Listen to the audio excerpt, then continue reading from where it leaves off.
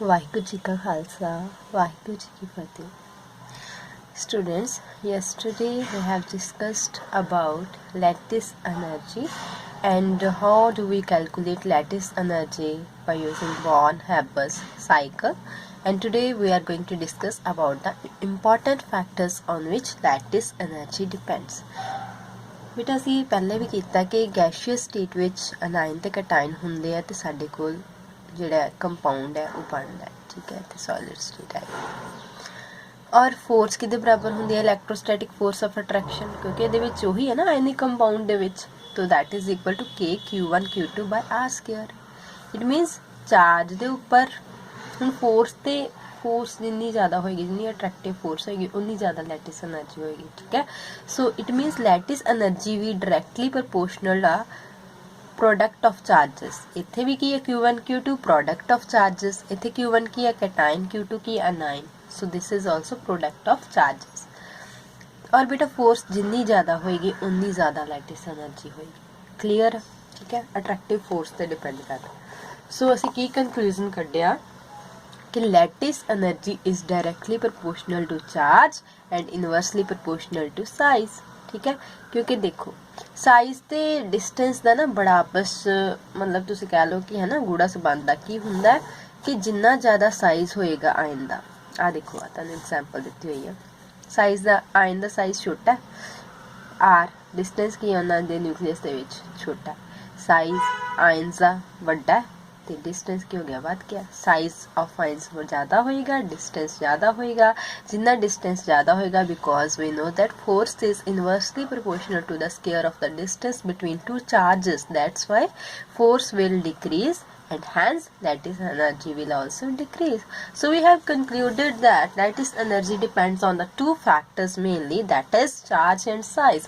It is directly proportional to the charge of the cation and anion and inversely proportional to the size between the nucleus of the cation and anion. Clear है बेटा? जो force के case असी करते सी that are the same factors, मतलब वही factors है ਜਿਹੜੇ लैटिस एनर्जी ਨੂੰ ही करते हैं, ਉਹਦੇ मतलब लैटिस एनर्जी उन्होंने डिपेंड होंगी. ठीक है, क्लीयर? सो ਅਸੀਂ नैक्सट करन जा रहे हैं बेटा, कुछ एग्जाम्पल्स करांगे. ठीक है, ਹੁਣ देखो तीन चीज़ां हैं, तीन सानू आयनिक कंपाउंड देते हैं, sodium fluoride, magnesium fluoride and aluminium fluoride. ठीक है, ये विच की है सोडियम पॉजिटिव होएगा sign, magnesium 2 positive, Al3 positive. बेटा ये असी साइज नहीं कंसिडर करना क्योंकि साइज का ज़्यादा डिफरेंस नहीं है because all these 3 cations fall in the same period. So in the period size doesn't vary so much. As we know that as we move along the period from left to right size decreases, but इन्ना ज़्यादा भी decrease नहीं करना, बहुत ज़्यादा फर्क नहीं होता. तो साइज इनक्रीज का भी कोई चक्कर नहीं है क्योंकि इनक्रीज सेम शैल्स के विच ही हो रहे एंटर, तो इन्ना फर्क नहीं पैंदा. तो ਇਹੋ ਜਿਹੇ केसिस ਦੇ ਵਿੱਚ we consider the charge.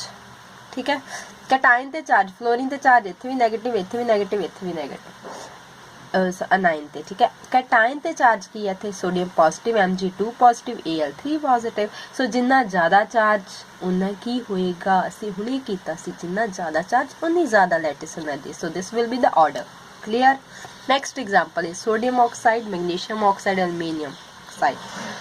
Again बेटा सिमिलर है, ऑक्सीजन ते -2, ऑक्सीजन ते -2, ऑक्सीजन ते -2 charge, same charge on anion but there is different charge on cation.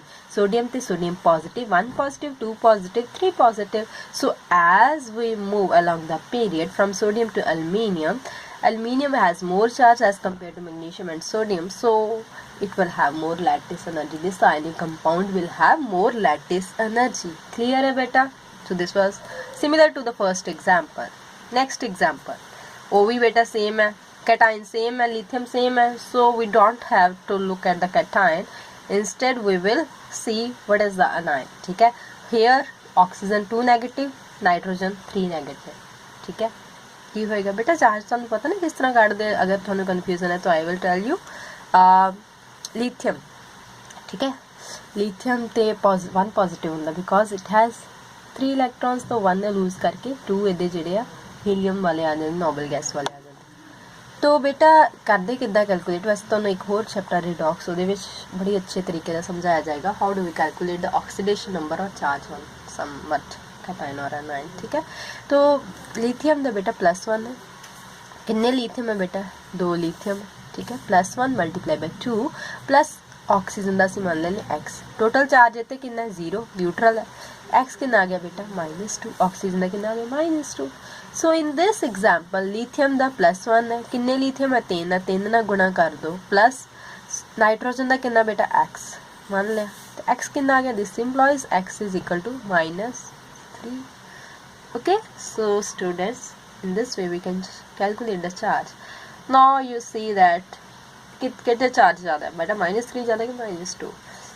I am not saying कि हाँ जी -3 छोटा होंगे -2, नो नो नो बेटा, in charge you have to consider the magnitude, मतलब 3 ज़्यादा कि 2 ज़्यादा, सीधी गल 3 ज़्यादा, चलो जी, this will have more lattice energy.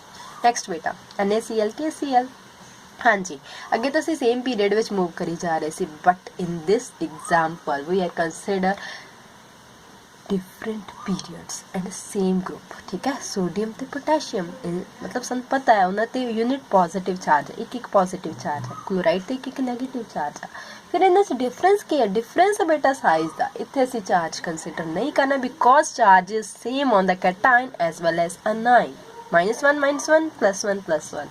So we have to consider whether they fall in the same period or not, but they are falling in a different period but in the same group. That's why size हम देखो sodium तो potassium जाने, as we move from sodium to potassium the number of shell increases by 1 unit. Etch जिन्ने शैल सीगे उतों एक वध जांदा शैल वध गया, साइज वध गया, लैटिस एनर्जी घट गई। So this arrow is indicating that we are moving down the group, this arrow is indicating that size increases as we move down the group, this arrow indicates that lattice energy decreases as the size increases.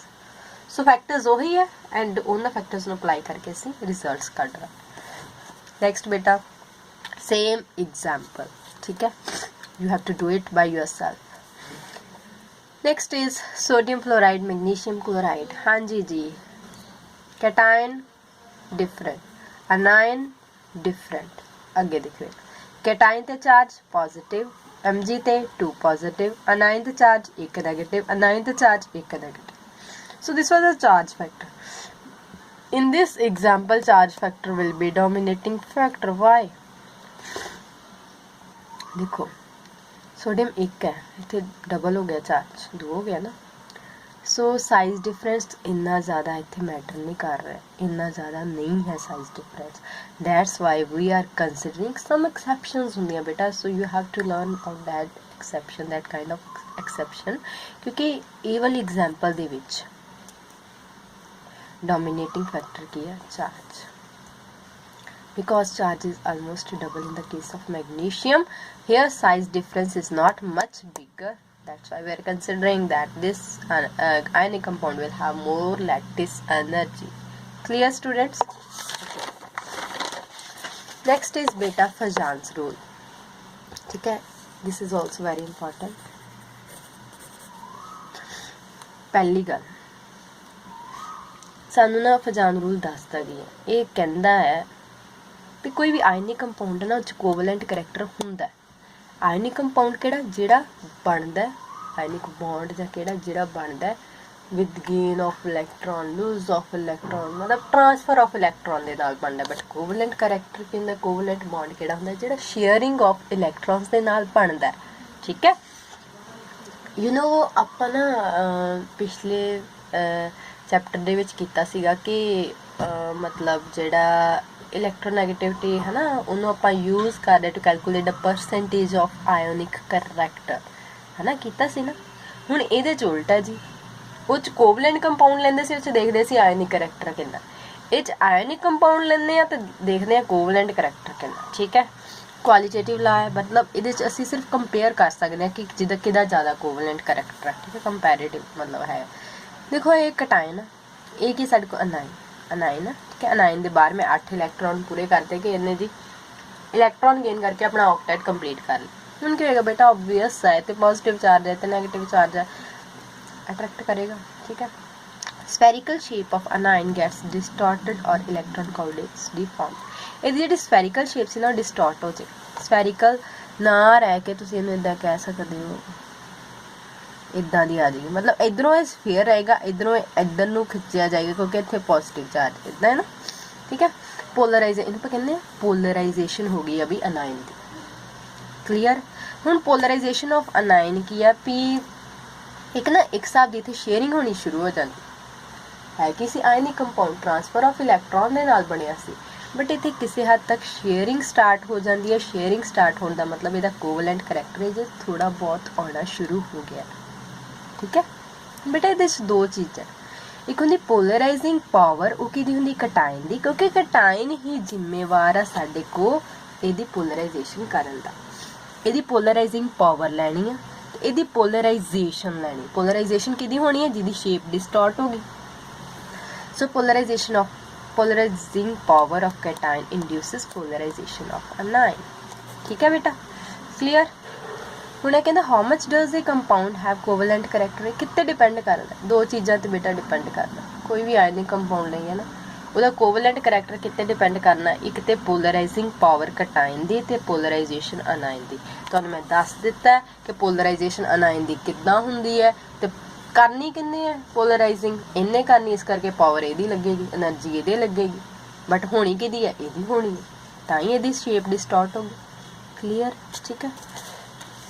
ਸੋ ਬੇਟਾ ਕਟਾਇਨ ਦੀ, ਹੁਣ ਆਪਾਂ ਕਟਾਇਨ ਦੀ ਗੱਲ ਕਰਦੇ ਹਾਂ ਅੱਜ। ਪੋਲਰਾਈਜ਼ਿੰਗ power ਕੀ ਹੁੰਦੀ, ਕੱਤ depend ਕਰਦੀ। ਦੇਖੋ ਪਹਿਲੀ ਗੱਲ ਵੀ ਬੇਟਾ ਸਾਈਜ਼ ਆਫ ਕਟਾਇਨ, ਆ ਕਟਾਇਨ ਵੱਡਾ ਛੋਟਾ ਛੋਟਾ, ਇੱਥੇ ਵੀ +3 ਚਾਰਜ +3 ਸਪੋਜ਼, ਠੀਕ ਹੈ +3 ਚਾਰਜ।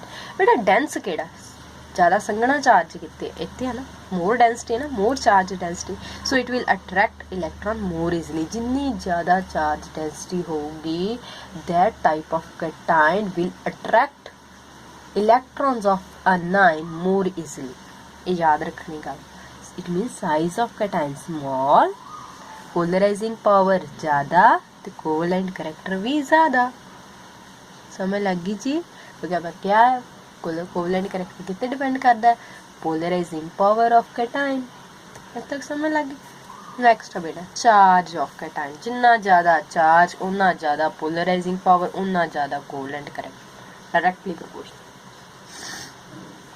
साइज दे इनवर्सली प्रोपोर्शनल, क्योंकि साइज छोटा हो तो ज़्यादा चार्ज डेंसिटी होती, चार्ज जिन्ना हो उन्ना ज़्यादा पोलराइजिंग पावर, उन्ना ज़्यादा covalent character. Arrange the following cations in order of decreasing polarising power.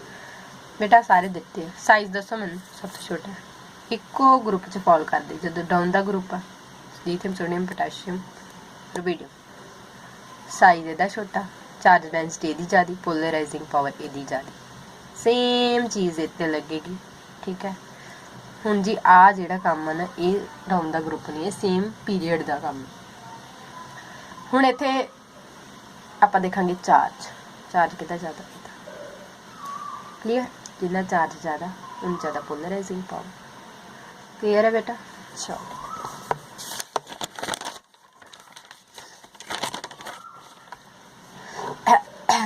Potassium calcium बेटा इको पीरियड दे, चार्ज डिफरेंट है, चार्ज कितने ज़्यादा कैल्शियम उन्नी ज़्यादा पोलराइजिंग पावर। बेटा थर्ड है, थर्ड ये factor pseudo noble gas configuration, इन्हें कहना PNGC।